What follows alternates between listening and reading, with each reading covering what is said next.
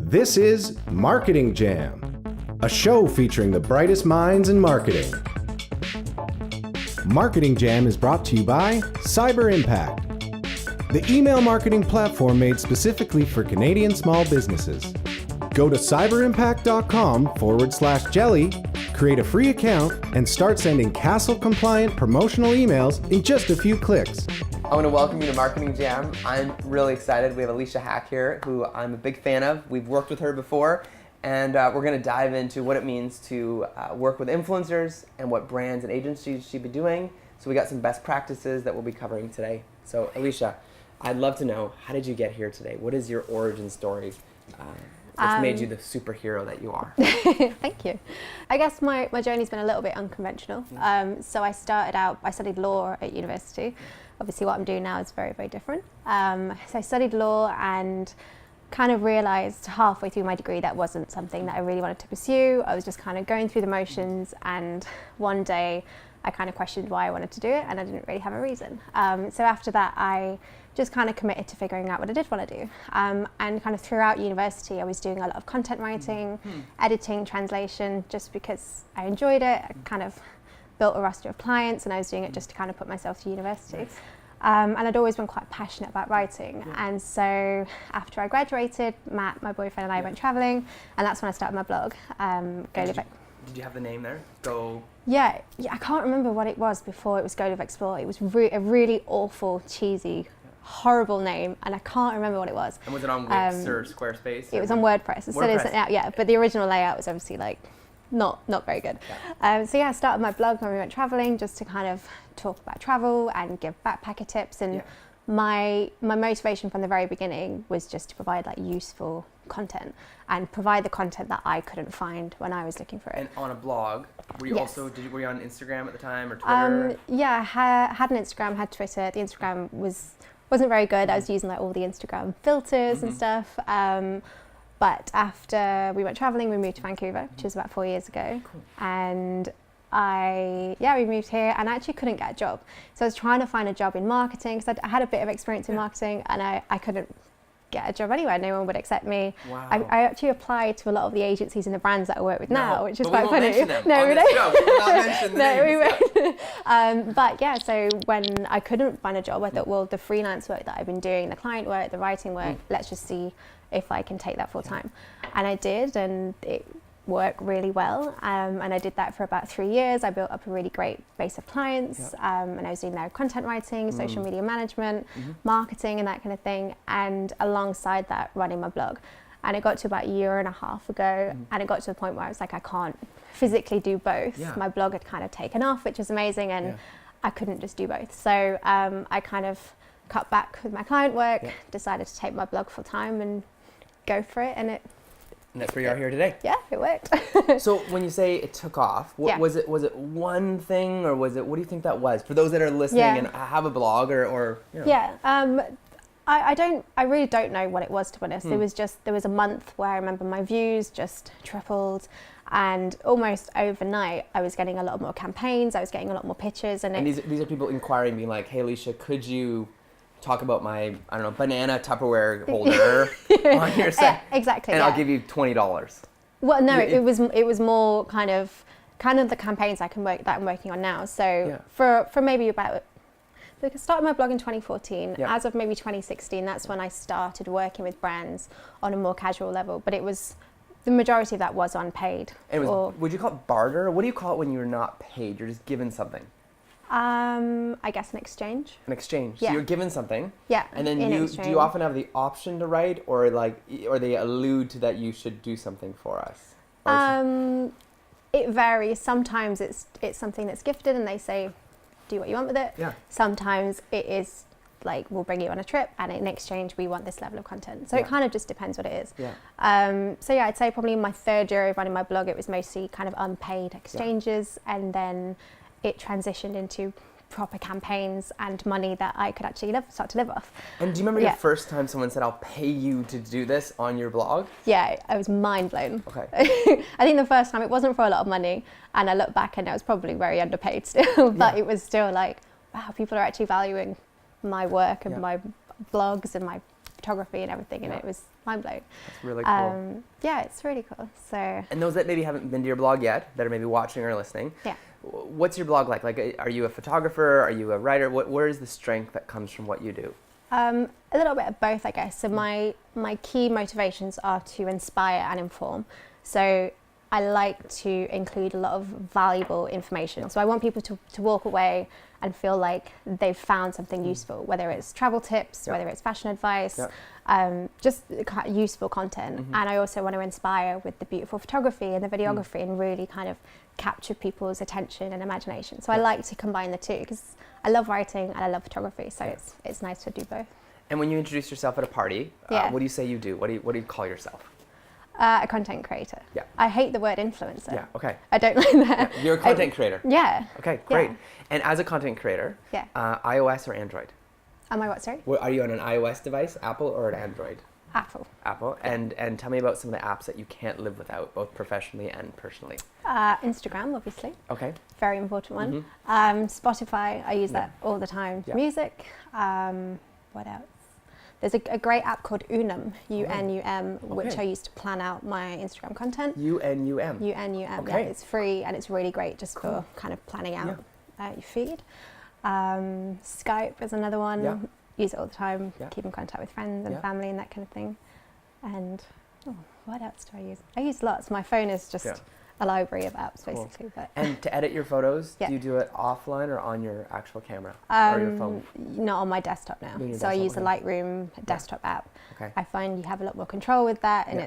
it's just you have full control over the photography. There is actually a mobile app, Yeah. and I'll sometimes use that, but I prefer to do it on desktop and And do you shoot with your phone or do you shoot with an SLR? mostly SLR. Sometimes with a phone. I mean, like especially the new iPhones at the minute, they're amazing, and you've got the great light. Yeah. You can get some really great photos. Okay. But majority is on a DSLR. Yeah. Okay. So, question for you. Yeah. Speaking to like influencers, content Yeah. creators, bloggers, what's the biggest advice you can give them for what's happening in this coming year? What's things that they should watch out for, or things that you think would be like, hey man, these are the, if I could talk to someone today and be like, they're starting off as an influencer or blogger, here's some advice I'd give you. The first thing is to be smart. So be smart about the partnerships you're doing. Don't just accept anything and everything. And I think we've seen recently, especially with the Firefest doc coming out, people were really mad because you had all these influencers who were vouching and promoting a festival that didn't even happen. Yeah. And I think in their defense, Well, I think happened. it happened for them They got actually. a sandwich. Yeah. It happened for them. Yeah. But I think from their perspective, they with something like a festival, why wouldn't it go ahead, right?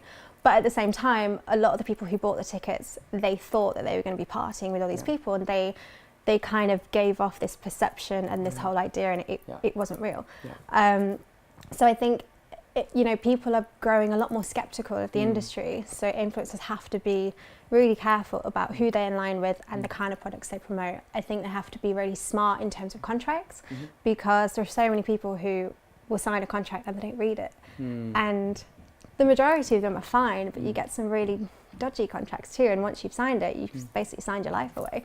So I think people have to be really smart about what they're doing, especially if there's a money exchange. We've got to make sure they're actually getting paid. They're getting paid on time, and just being a bit more business savvy with it, and just taking it seriously, I guess, because that trust is really, really important. And I think there's been a lot of stuff recently that's kind of impacted the level of trust in the whole industry, but there are a lot of people out there who do take it seriously and do really value their audiences. So I think influencers just have to be a bit careful. Okay. Yeah. To break down that first point about being smart with who you choose, how do you do that? Like, how do you know if they're the right partner or the right brand to work with? So for me, my key indicator is, would I actually go out and buy this myself?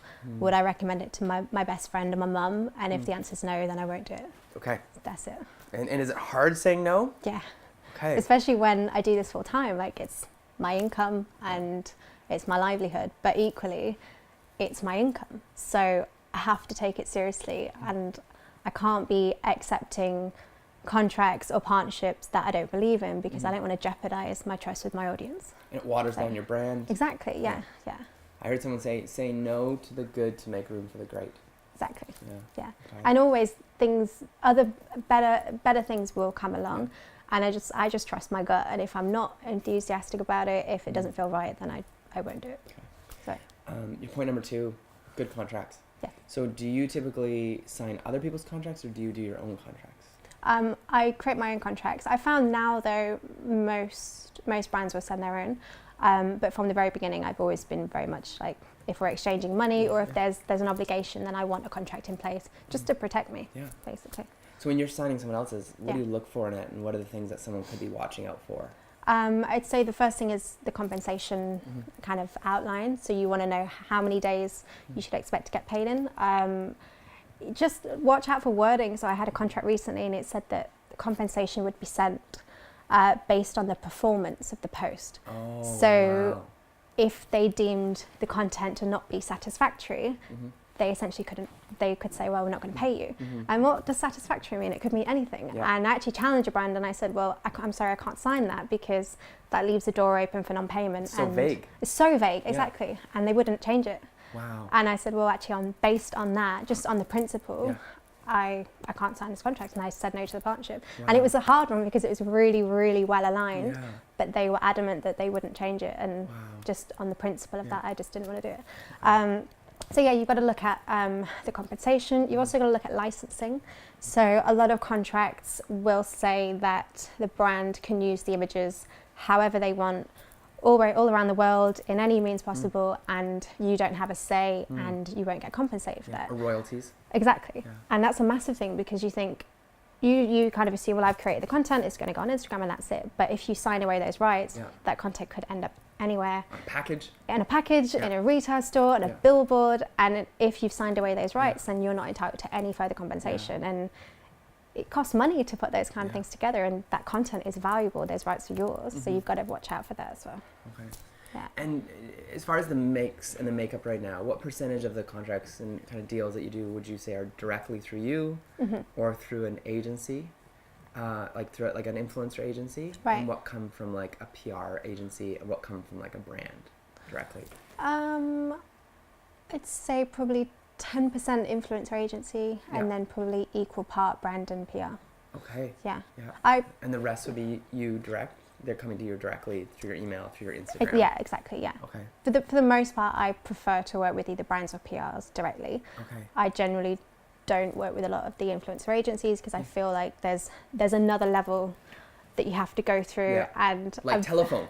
Exactly. Remember that game? Yeah. You'd whisper in the ear and then... Exactly. Yeah, okay. And it's really hard to kind of convey your needs, your value, and I think it just adds an extra step. Yeah. And just from my experience, I much prefer working with the brand or the PR because you actually get to have that relationship. And with the influencer agencies, sometimes you don't because there's a high turnover and it's, And do you pursue brands? Like what percentage do you pursue and what percent come to you direct? Now I'd say probably 10% is what I pursue and 90% comes to me. Yeah. But it used to be the complete opposite. Yeah. Yeah. So when I was starting out, I was quite new to the city, didn't know anyone. I'm Alicia. So yeah, like, hi, I exist. Yeah. And I was really on it with just emailing people, getting to know people, building those relationships. And now, fortunately, it's kind of flipped around and I've got a really good network. Okay. So. Well, I want to explain. We had a relationship where we did a project down in Colombia, Yes. which you were willing to go, which was amazing. And it was for 2 brands. Yeah. And I just felt like the whole contract process with you was really healthy and really great because it was just really clear expectations on both sides. Yeah, yeah. And even I felt like you looked out for stuff that we were missing, you were looking out for stuff that we were both missing, and we just covered it all through back and forths. Exactly. And it was a really healthy experience, I think, for on both sides. Yeah, definitely. Yeah. No, I love that trip. That was amazing. But and you were clear to say like, hey, I noticed this came up. You know, this is what's happened, and then you were really clear about expectations, and I was just impressed with your communication on that. Thank you. Yeah. Well, I think if you want to be taken seriously, you've got to be a professional. So, and it's we're not doing each other a favor. We're working together in a professional capacity, and if something's wrong, I've got to voice that, and equally you've got to voice that. And I think you have to have that level of openness and transparency because otherwise you have cross wires, miscommunication, and from my perspective, I just want to be straight up because I think it makes life so much easier and it works, right? Yeah. So. And I think from our side, what I felt like, and again, tell me if this is a bad comparison, and I'd love to have this dialogue with you on this, is that sometimes when we talk to our brands from an agency side, is it's like I'm going to use you as an example. Yeah. Say, hey, we're going to hire Alicia, and she's going to go to Colombia, but she's going to take some video footage, she's going to take some photos, and she's going to write some stuff. So I'm like, so the price we're paying her, that we've negotiated to pay her, and the flights and whatever else comes of it, is that, okay, we're getting a writer, we're getting a photographer, and we're getting a videographer. Right. And I was like, the pay that you came to, I was like, that's a very equitable exchange for just those three things. Yeah. And so I said, like, if you look at that as like the meat and potatoes, again, poke holes in this analogy, but then her followership that comes from where she's posting and distributing it is like gravy. It was all bonus. So again, people who don't understand influencers or don't understand content marketers, it was like, okay, I can understand paying Alicia to do those three things because I've hired a videographer, I've hired a photographer, I've hired a writer before, but I've never hired someone for their reach. Does that sit well with you, or is it awkward to be compared to those? No, I think that's right. I think that's where things are changing, because you have a lot of brands and agencies and people like you who really understand the value in that. I'm not just I'm not just a creator. I have all this other skill set, and you can combine those things and reach an audience, and it's great. But I think there are also a lot of people who really don't get that, and their view is, well, all you're doing is just take a picture and put it on Instagram. Why should we pay you for that? And that's when I find it's really tricky, because it's, as you said, it's not just uploading a random slap and putting it on Instagram. It's the skill set, it's the photography, the writing, it's the years that it's taken to build this audience. It's the fact that you're associating yourself with that brand, and you are essentially turning down other opportunities with competitors because you're associating with that brand. So there's a lot of components to it, and I think when you're asking somebody for their time and expertise, then it's valid to you took compensate. a week at least to go to exactly. And that's a week where you're not earning money from other projects and spending time on other projects. So tell me a story about one of your favorite brand partnerships that you've done, and why did it work so well? Okay, so I'm actually working with La Roche-Posay at the minute on a year-long partnership. I was in Montreal with them last week shooting video content with them, and they're a joy to work with because they're very easy and they trust me. And so they say, we want this level of content, but we're really going to put that in your hands. So we trust you, we trust your creative process, and as long as you kind of broadly follow the kind of content we want to create, then it's up to you. And from my perspective, I love that, because it allows me to be creative, to create content that really is suited to me, that I know my audience is going to love. And I get it that agencies will often have very, very strict guidelines, but at the end of the day, you're working with a creator because they're creative, and you're working with them because they have their own unique style. So I think it is really important to just have trust in the people you're working with, which is also why it's important to be selective with who you're working with, because then you can have faith in them, and the agency can say, we trust this person, they're going to come up with great content, and as a creator, I can just get on with it and do my job. So personally, I don't like it when I'm sort of micromanaged, because I find it really restricts me. And I'm not a magazine, I'm not a newspaper, I'm doing this, and the brand is coming to me because they like what I create. So you've got to allow the people you work with to be creative. Otherwise, it homogenizes the whole campaign. Exactly. Everyone has the same posts. Exactly, and that kind of, why would you not just go to a magazine then if you want everything to be the same? And that's not the beauty of this industry. I also think you've got to be really picky with who you work with as an agency or a brand. So it's not just about how many followers you have anymore. There's so much more than that. It's about the engagement. It's about the quality of content, that person's reputation, how professional they are, how long they've been doing it. It's all of those things combined. And just because somebody has 100,000 followers, that doesn't necessarily mean that they're better or their content is better than somebody with 20,000 followers, because everybody's different. It's very easy to fake things in this industry. So I think you have to really look beyond the numbers, and just be more conscious of the people you're working with. And I think my third tip for agencies and brand would be to understand the value of the content that the creator is creating. Because it's not just about that one Instagram picture and sending it to Instagram. It's so much more than that, as I said. And as a creator, when you're aligning yourself with a brand, you are vouching for that brand as well. And you're putting yourself behind that brand, and you're associating yourself with that brand. So it's a lot to do, and it takes time to create this content. You've got to hire photographers, you've got to edit, you've got to go to locations, and you've also got those years that you've taken to build this audience. So yeah, I think really just value the time that it takes, value that person's rate, value them as a creator, and have that level of mutual respect, because it's not, you're both on an equal footing. It's got to be mutually, there's got to be mutual respect, and it's got to be beneficial to both people as well, right? And find a win-win-win. Exactly, yeah. Like what's your take on that? Like, what do you look for when you work with creators? Yeah, I think one of the things we're studying more now is the ratios. Yeah. So the ratios being, okay, how many fans do they have, or how many followers do they have, but then how many comments and likes. Yeah.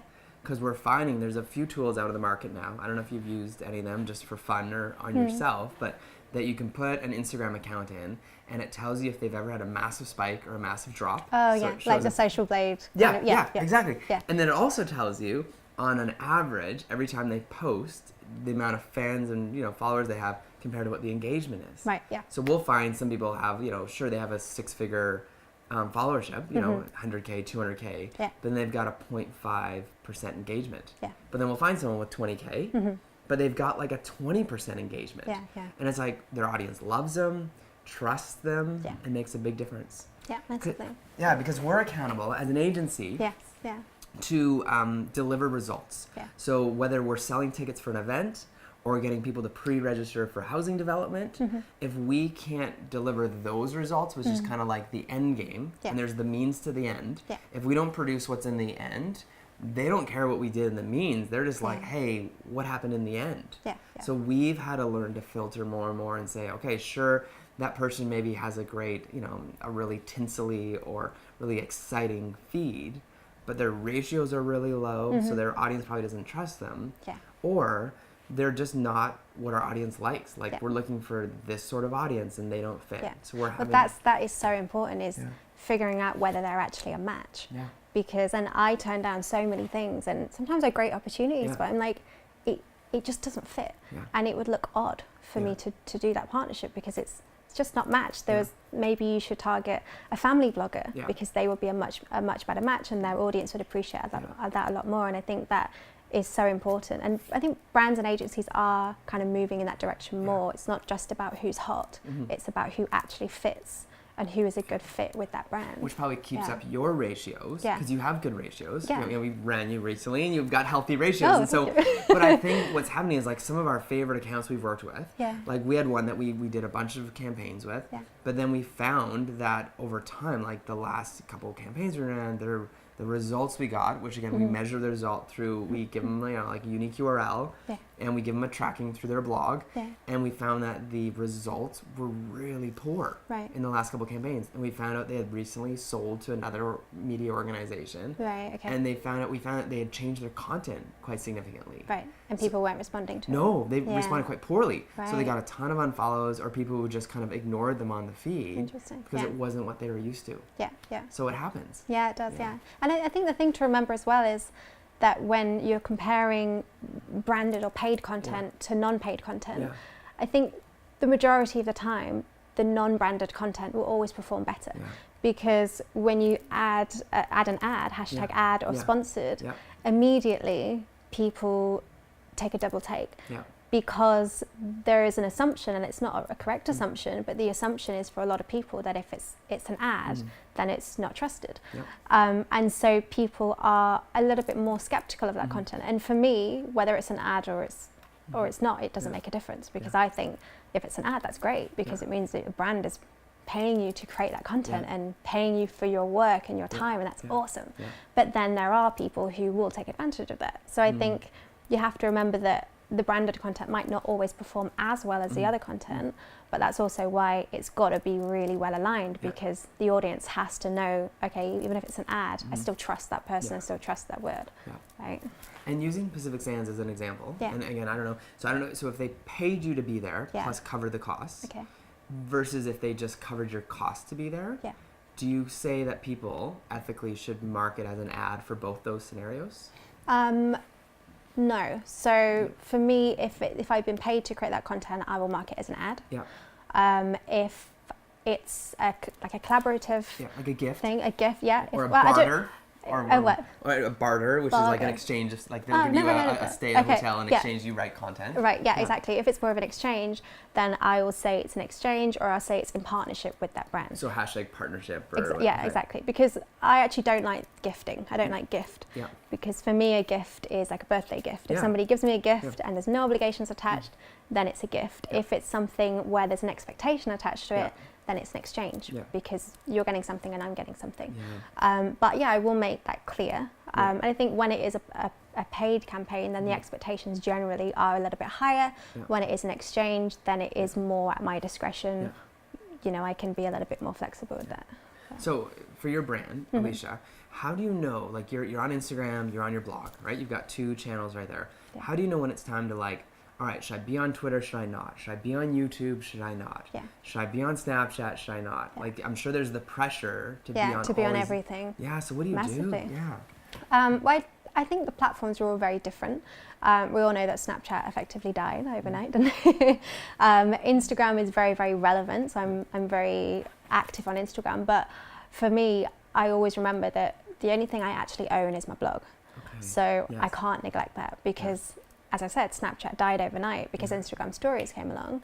What if that happens to Instagram? And if, you know, you have a lot of people who are just invested in Instagram and well, that's great for now, you don't know what's going to happen. So my blog for me is always one that I've always had my blog. I'm always going to have my blog because that is my core. Yeah, you own the domain name, you pay for the hosting. Nobody can take that away, basically. I think they're all used for different reasons. I think Twitter is great for really connecting on a personal level with people, having those conversations. Complaining is also always great on Twitter. YouTube, I've actually got into YouTube a lot more. I'm posting a lot more consistently because I think the audience you get is a lot different. People are very highly engaged. They're very vocal. Sometimes it's good, sometimes it's not very good.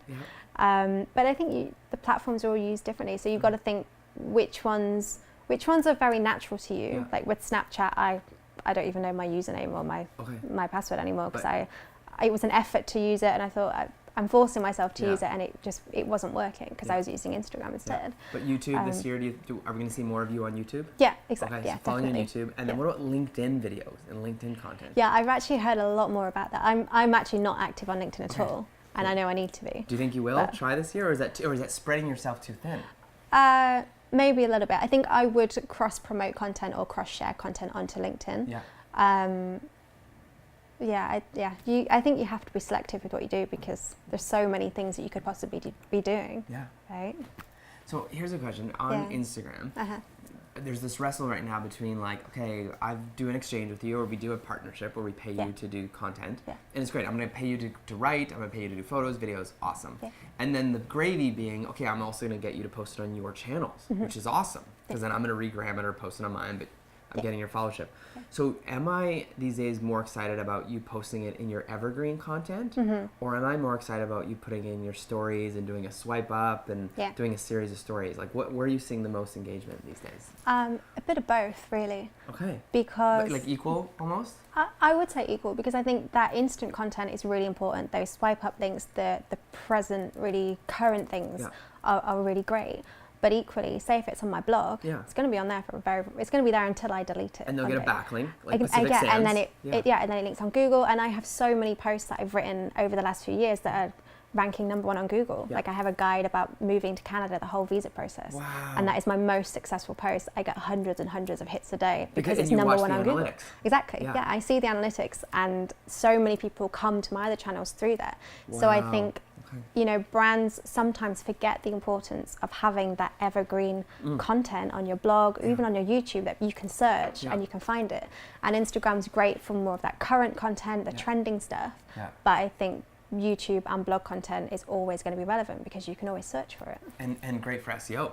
Yeah, amazing for SEO, exactly. And it's always going to be there. Yeah, we approached a large media organization who's got a really great radio station. And we said, hey, we love your radio station and we love your blog. Like we love your news content. So we're like, can we do an advertorial is the term we use. Like you use sponsored content or partnership content. Or some people use advertorial. So we said, we'd love to do an advertorial on your blog, like on your news section. Like, great, no problem. That'd be awesome. You know, it's X amount of dollars, but just so you know, it's going to be only up for 30 days. And then we take it down. And I was blown away by that. Like, have you ever heard of something like that where it's up for thing. Well, I guess that's kind of like Instagram, isn't it? It's still there. The stories. But it's stories, yeah. But Or Snap. even the actual posts, they It might be pushes down. Yeah, right? but you can't search for that, can No, you? you Really? can't at all. No. So it's relevant, but for a short period of time. Yeah. But it's still really, really valuable. Yeah. But I think it's good to have that in conjunction with the evergreen content Yeah. because then you're covering both bases. Yeah. And for us, like, we love to say, like, for example, if like we have a travel, like a hotel, Yeah. and we can say, as CNN, go live, explore. Yeah. And we love to link back. Like, we're not going to Yeah. link back to your Instagram Yeah, exactly. post. We Yeah. want to link back to your blog. Yeah, So yeah. where the blog is still really important. Exactly. Yeah. Yeah. They both serve different purposes, but I think it's great to tap into both. So you're covering all bases. So if someone's saying, hey, you know what, I'm a content creator, I want to get Yeah. into it, but I don't blog, I'm just an Instagrammer. Do Yeah. you think there's validity in that? Massively, yeah. And you get people who are just on Instagram and they have huge audience and huge levels of engagement because Instagram it's very instant and you can reach someone directly and there's huge value in that. But for me, I think you have to be a little bit smarter than just putting your eggs in one basket, especially if this is something that you want to pursue. Yeah. Because it's changing so quickly and apps are coming up and they're going down and you've got to be smart about it, right? Like Twitch. Have you ever considered Twitch? I've heard of Twitch. I don't It's really like, know much about it. It's video like a gamers. gaming. Yeah, That's- live yeah, gaming. that's You're right, not going into Twitch yet. No. So speaking of brands, how do they find you? Like, how do they find someone like you and maybe 4 others to work on a project? Like where do they go for this stuff? Sometimes, you know what, the roundup posts, you get like Daily Hive, now City doing like 10 people to follow right now in Vancouver, whatever. Yeah. I find I get a lot of people through those. Really? Because they're quite Okay. relevant. Like, it's quite random. No, that's great. So Narcity, Daily Hive has some roundups. Okay. Yeah. Well, those are the 2 main ones, would you say, that do it? They're the only ones I can think of No, right it's now. great. But, No, it's great. Yeah, but perfect. yeah, they'll do a lot of like roundup Yeah. posts and yeah, I find people Yeah. through those as well. I get a lot of people just through my Instagram, people who follow me and they also work in PR and then a partnership comes up and it's a great fit. And I think a lot of it has just been through me reaching out to them in the very beginning and really nurturing the early days. these from the early days, nurturing these relationships. And it's great now to be working with people on like a massive campaigns that I reached out to 4 years ago, and it took me a few attempts to reach them. So I'd reach out and didn't hear back, and I'd reach out another 6 months later, and then we'd actually have a conversation. So it's taken a long time to really garner those relationships. Like, okay, do you remember how we met? Like how you engaged with Jelly originally? Yeah, I think you offered me a job. Is that what it was? Yeah. Okay, way back in the day. Were you seeking out it? But you were like, no, I'm going to day. pursue this blogging. I'm going to pursue Yeah. this. Yeah. Yeah, way And back then you in the came day. to our I did. Your office launch opening, yes, that's which is right. so that great. was what, a couple of years ago? Yeah. At this office right here. Exactly. Yeah. Yeah, I remember that. Yeah. Very cool. But you showed up, and I think that was one of the things that impressed me the most about you. Thanks. Is that you showed up. Which again, there's 90% of work is showing up, Yeah, right? exactly. Like you showed up and just you being involved and being But available. I think that FaceTime is really important, and it can be quite hard because there's a lot of brands and agencies in Toronto, and so whenever they're here, I like to have FaceTime because I don't like just interacting over email. It's nice to actually know the person behind it. Then you hear it in their voice, you know what they're like, and they're the center of the universe. Exactly. Right. So they manage most major Google, Mint Agency manages Google. That's right, Nestle and like SodaStream, right? And so they hold the reins on so many accounts. Yeah. So how do you get the attention of Torontoites? Is it just when they're here, or do you ever go there? Yeah, I've actually never been there. I keep meaning to go and spend a bit of time You there. go knock on doors and When they're here, often they'll ask for meetings, and just kind of reaching out. I think the worst someone can say is no, right? But having that FaceTime is really, really valuable. So as a content creator, do you have a business card? Do you carry business cards? Yeah, I do, but it's not very good. Okay. Do you ever need to use get a them new though? one. Are you too embarrassed to? I do if I'm at networking events, Yes, but the majority of the time people just say, well, I'll find you on social. Instagram. Yeah. Okay. Yeah. I think that's a lot more memorable nowadays. Okay. Actually, there's a guy I know, and he has on the back of his phone case is his website and his Instagram handle. Oh. So if you meet somebody at an event and they say, "Do you have a business card?" they just take a picture of the back of his phone case, Really? and it has his IG handle and his website. smart. It's genius, isn't Yeah, it? yeah. Because then it's not a physical card, and it's always there in the pictures. Yeah. So tell me the difference between working on a campaign solo Okay. or doing something like in collaboration, like with TELUS. Right. I know you're a TELUS partner, and they get you guys together with other influencers. Yeah. What are the pros and cons of those? Yeah. They're different. Yeah. I think you get different kind of content. I like doing solo projects because I can bring Matt along, who takes a lot of my photos. We can kind of just do what we want and get really creative and create the content that we want to create. You don't feel obliged to constantly have conversations all the time. And it's different. I think if we're working on a campaign and we have to create content, normally you will do that solo because it just kind of makes sense. But then, with Tellus, I do a lot of Tellus events, and we'll kind of all get together and we'll share it organically on stories and that kind of thing. And it's really cool having those community events where you all come together. Yeah. Because like Mike Morrison is one of the guys. He was saying he's exactly. Yeah, been I hanging love out him. with you. Yeah, he's awesome. Yeah. Who is just he's a blogger out of Calgary. Yeah, Mike's he's an blog, OG. Yeah, he's been doing it for a long time. But no, it's actually really nice to have those kind of events because you get that FaceTime again. Because it is a real solo job. I'm sat in my dining room every single day doing this on my own. On the other end of the keyboard is my PR person or a brand, and it's nice to just get together with people because it can be quite lonely at times. You're self-employed, working for yourself, so it's nice to kind of get together with people. Cool. So first dates, they can always be awkward. Yeah. But tell me about like the first email that someone sends, whether they're from a brand or an agency. What do you want to get in an email, and also if they mail you something, how do you want that to happen? What's the best way to do those two things? Okay, so if it's like a pitch, so if it's a pitch, I like details, so I don't want to have to pull to get details. If the brand has an idea, I want to know everything basically, or maybe they'll gauge my interest first and then they'll kind of send all the details. So I want to know, is there a budget? If so, how much? What's the timeline? When do you want that content? When do you want to approve that content? How many posts do you want? You know, what's the theme? What's the angle? Why do you want to work with me? I like having those details. I find it's much smoother and much easier. When it comes to packages, now I much prefer more simple packaging. So I don't want to have to dispose of a ton of plastic. It drives me crazy. And I know that brands, now they're getting a bit better. I know that brands really like to send extravagant packages because it looks great. You Instagram story and it's like, wow, that's really cool. You're opening, right? Maybe on YouTube, you'll put it on like unboxing. Yeah. But now it's got to the point where it's like, it's so wasteful. And when I'll have 6 boxes and there's tons of plastic and I'm going to open it on IG stories and throw it in the bin. I hate it, and it drives me mad because I think it's so wasteful. Actually, I got one thing delivered ages ago, and it was a new pair of shoes, running shoes, and they came on a pillow, like a weighted pillow, and I was like, cool, but what am I going to do with this weighted pillow? And I just throw it in the bin. And it's great for maybe 10 minutes, but then I'm now thinking a lot more about, I want to be able to share things with people. I want to be able to try those new products, but I don't want to be creating tons of waste at the same time. So I think just being a bit more conscious with packaging is really important. And also, just being conscious about what you're sending. So if you're sending things that I'm never going to be able to use, or if they're gimmicky, it looks great, but it's also really wasteful.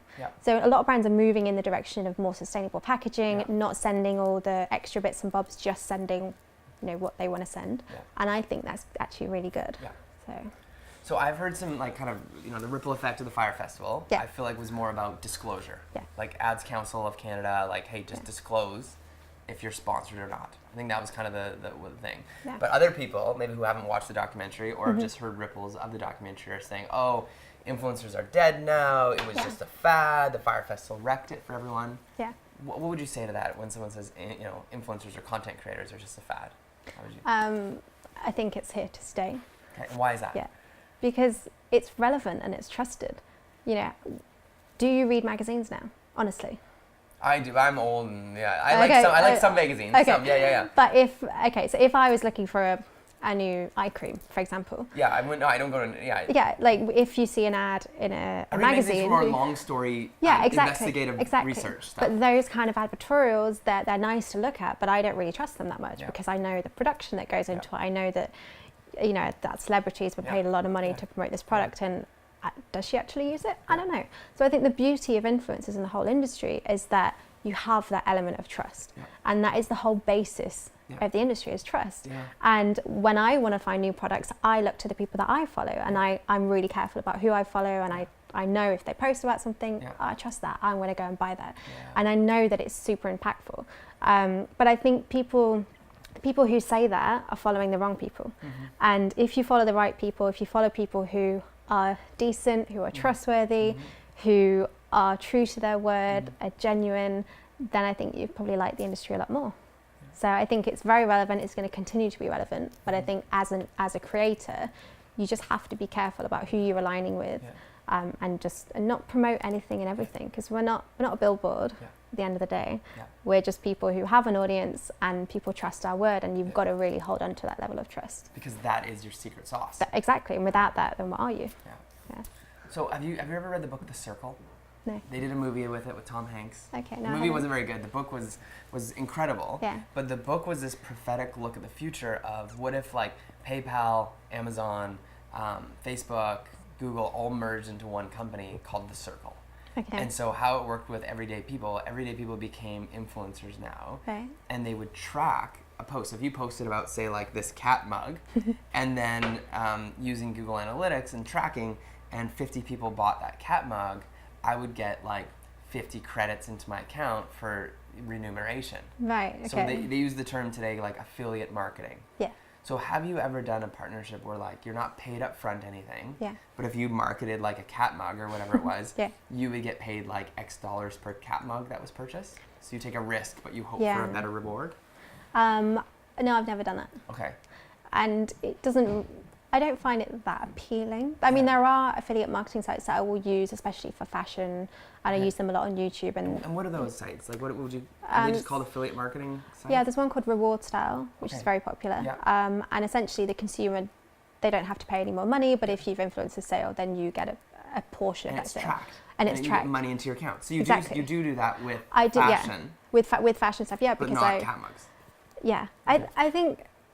I think it's a hard one, but then I think, if I've got to pay my photographer, if I've got to pay to hire a car to get to this location, that's a lot of money up front, and a lot of the time you might not actually see a reward from it. So I would rather be compensated properly. Up front, because you're a creator.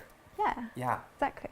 So, but you do it with fashion because why? Why do you do it with those sites? Well, with those ones, because people, especially my fashion videos, they get quite a lot of hits, and people, they will ask, like, do you have the link for it? Yeah. And so I will use an affiliate link, and I'll disclose that it's an affiliate link, and a lot of people actually buy from the link. From the link, yeah. And do you get a coupon code as well, or just the link that is used to track? Just the link, yeah. Yeah.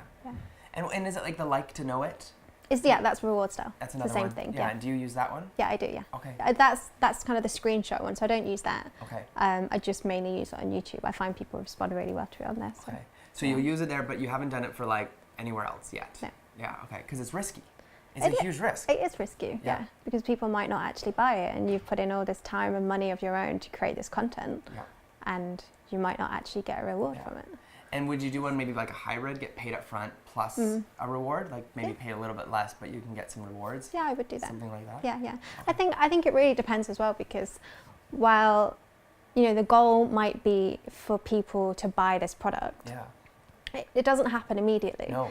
And I think a lot of brands will hire an influencer, and they think, we want to sell 5,000 lip balms, for example. Yeah. And they might not get that reward, and they may see that as something that's unsuccessful. But actually, if you want that kind of reward, then maybe your approach should be Facebook ads, something that's very, very, very targeted that people can click and buy. But what you're getting with influencer marketing is that brand awareness. Yeah. So you see the product, you see them using it, and you think, oh, okay, that's cool. And you see it again. It does. It raises a reputation. Then it raises that level of association, and you see it again, and you're like, oh, that lip balm's quite nice. Yeah. You see it again, you think, oh, that must work. Maybe I'll have a look, and you see it in the shop, and you go and you buy it. So there's a lot of stages. People say 7 times. Exactly, and I think even now it's more than that, because you're consuming so much information.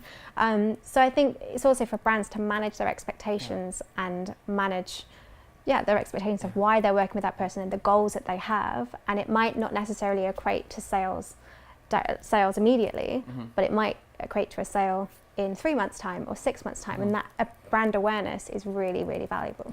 Yeah. I remember I was thinking of getting some of those glasses, like flasses, like they're fake glasses, but it has a blue tint on it. So the blue light for the, Yeah. And so I was on Instagram one day, and a Caitlin Bristow post, who was once a Bachelor, she's from BC, posted about these glasses that you get blue tint, and here's a code to do it.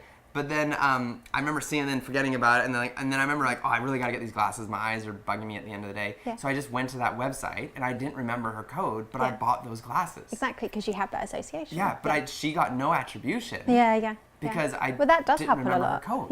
Yeah. But she influenced me to go there versus going to like Clearly or going to a shop. I went to this website online, Yeah, exactly. and bought them. Yeah, exactly. And that's what this industry is. Yeah. Yeah.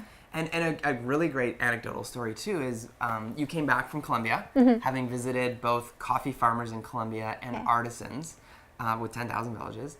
And when we came back, a nice, I felt, bonus of working with you too is when we said, hey, would you be willing to go and do traditional media post-campaign? Yeah. You said yes, right? And so we made sure it's part of the package. And, you know, I love that. We went on global and did the TV segment, And the fruit of that, though, was the Vancouver store. So this is Global BC, so in Vancouver. Yeah. The store had more foot traffic that day and more sales than they had ever had in years. Wow. So, what it was that it was both traditional, because again, their demo is an older demo watching it on TV. Yeah, yeah. But I felt like the win of that was, okay, here's Alicia, who not only did we pay to create this content here, but then as part of the package was you came back and told your story on a channel, a media channel, that reached an older demo, but you weren't from 10,000 Villages. You had a story to tell. You had photos from you. And I think it impacted shoppers so hugely that it was a huge sale day. Yeah, definitely. Yeah, I think the key element there is the story, and it's the storytelling process that I personally love with all my content. I want there to be a story. How to tell it. Exactly. It's just very natural, and that's why it's so great using people in this industry, because it's a very authentic and natural experience. You get to tell the story, and people are very invested in that. People love hearing stories, so it's really effective. When we're talking to clients, sometimes we're saying, okay, you're again, we try to break it down for them because we don't want to, like, especially if they're uncomfortable with influencers. So we say, you're buying all this content. So it's like you're hiring a videographer, photographer, writer, and then you get all this as bonus. But I said the other thing is that you're like, we could hire a videographer and all these folks for, say $10,000. Just using that as easy math. Or we could hire 10 people to do the 10 different forms of video, 10 different forms of photos. And I use the term, they all have different accents. It just so happens to have an accent, but I love that everyone has a different accent on their product. So, and it's like, there's a story of like the elephant and, the 10 blind men touching the elephant. And everyone has a different take on what an elephant feels like. Right. Like one is saying it's really hard and raw because they're touching the toenail, or some are saying they're hairy, or some are saying they're really smooth because they're touching like the nostril or whatever. So I feel like your take on 10,000 Villages and level ground trading had a unique take and perspective. Definitely, yeah. That I think with you guys were really good, and that you were very accommodating. You allowed my brother to come along with me to help with the content, and that was what sold it to me, really, because I didn't want to go to Colombia on my own. I just think my dad would have had a heart attack. But just from a content perspective, it's really hard to do that on your own, and the fact that he came along with me, it helped me massively, made me feel at ease, and it made the whole thing a lot easier. But even just having that angle, I went with my brother, and it was a sibling trip, and it was, even that alone was a great element of the story. But you're right in that having those people tell those stories differently, it's so effective, because everybody's different, everybody has a very different audience. And it's just an effective way to do it. And you're not putting all of your marketing eggs into one basket. Exactly, And you're going to reach lots of different audiences at that time. So Alicia, people who are watching, listening, what's the best way for them to get a hold of you? Which channel? And where do they go? Email. Okay, so and where do they find your email address?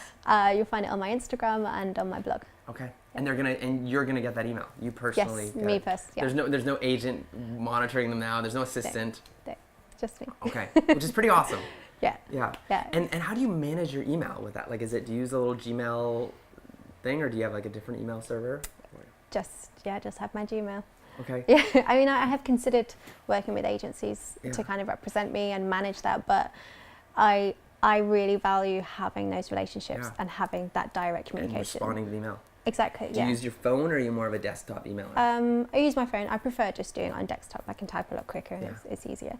I like Instagram DM, but it's hard to keep track, and then you forget about it. And email is just so much better because it's just always there. Right? Do you push people from DMs into email?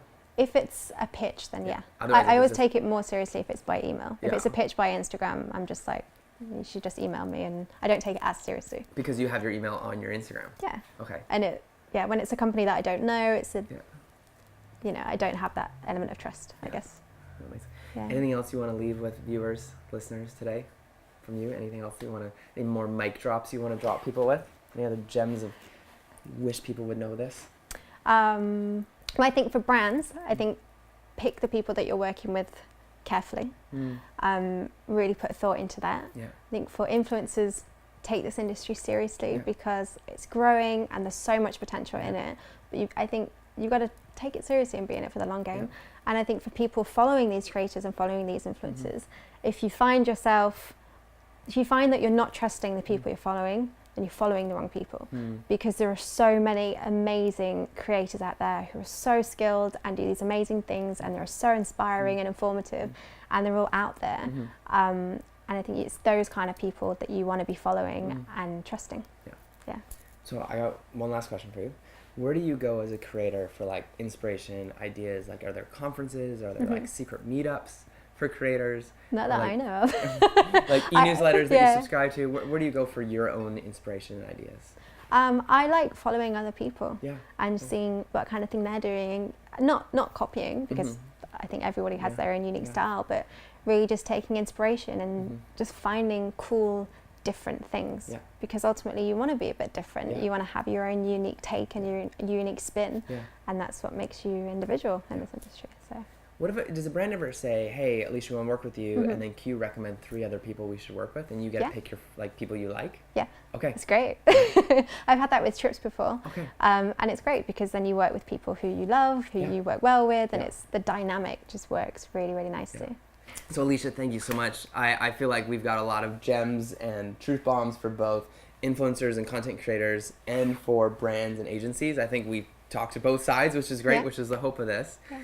And we're going to follow you. Go Live Explore. You're on Instagram, on your blog. We're going to look for you on YouTube, and we're going to follow you on LinkedIn and look for some content. LinkedIn's not yet. Okay. Not yet. Soon. soon. Thank you for everyone for joining us today. Alicia, you know how to get a hold of her now. You know how to get a hold of her and in which way you should get a hold of her and what you should be pitching her. So thank you for tuning in, and we'll see you next time on Marketing Jam.